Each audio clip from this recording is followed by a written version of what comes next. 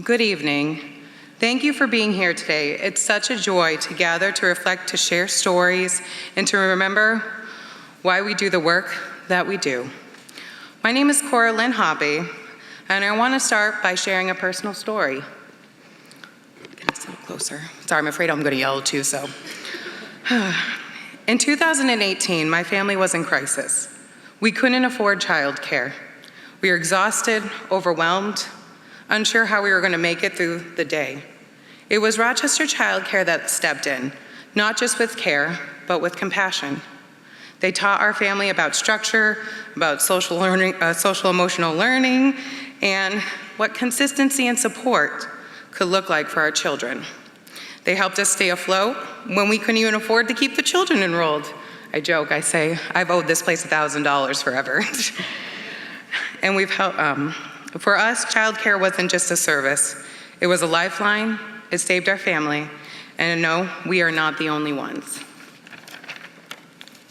I fell in love with the idea of community built around childcare at the center. Driven by passion, I worked my way through the master's program in business.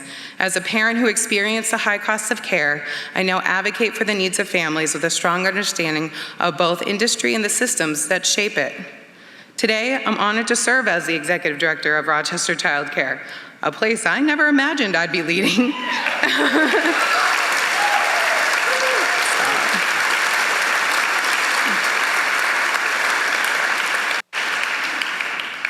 But whose mission I fully embrace, to provide a safe, loving environment where children can thrive. These pictures are going to distract me. I'm sorry, they're so cute each time. At Rochester Child Care Center, we often say it takes a village. Every child who walks through our doors is greeted by teachers, caregivers, cooks, crazy administrators, and who believe in children, who fight for their well-being, and who care deeply for them.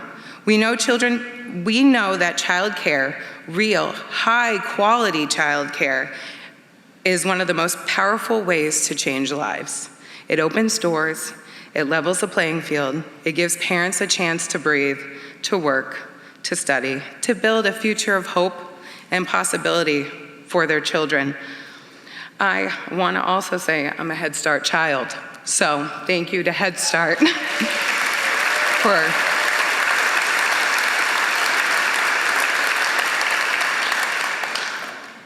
We serve families from all walks of life, cultures, and challenges, and we work hard to make sure every family and child is seen, supported, and empowered.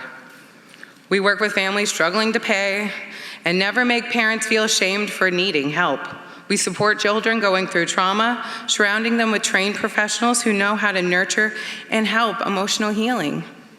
We advocate fiercely for people who hold it all together. The early child care educators who show up every day, often underpaid, overextended, but always ready to give their best. We've weathered so much in the recent years: a pandemic, economic instability, and a workforce shortage. But we've kept moving forward because our children, our community, needed us to. Here are just some ways I have seen how much we are needed.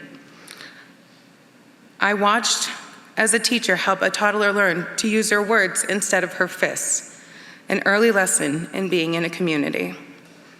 I saw a preschooler being encouraged to ask for help, a life skill we'll always need, and many adults still struggle with. It's graduation season now, and some of our parents have just earned their degrees, which they could do because their children had a reliable, safe place to go while they were in school. I have seen pure joy of a children's impromptu dance party, beautiful finger painting, and baby's first giggles in a shy child steadily blossoming friendships. I get excited about the bubbles, so it's really half the reason I'm still there. And I have seen the relief in grandparents' eyes who rely on us to support in raising their grandchildren. These aren't just stories, these are transformations. We know that the work we do to facilitate those transformations is the work of equality. It's the work of justice. It's the work that lifts us all. But our child care system is fragile. Too many families still can't afford it. Many providers are barely hanging on, and others had to close. Costs are going up and funding sources are disappearing. But our families, our communities, our economy cannot afford to lose any child care centers. In fact, as many as we know, we already have a shortage of affordable quality care for our children. But in Rochester, we've shown what's possible when a community comes together. We are fortunate that we hung on during the worst of times. We rallied generous donors, finding emergency grants through ARPA funds, and keeping the lights on for the sake of the children and their families. An entire community and state benefit from our work. Investment in childcare brings long-term returns, higher graduation rates, better health, stronger economies, and keeping my family together. When businesses think about locating in an area, one of the questions they ask is there childcare here for my employees? So we will continue to show up with joy and determination and hope for our children, our families, our communities. We think about our community together here tonight.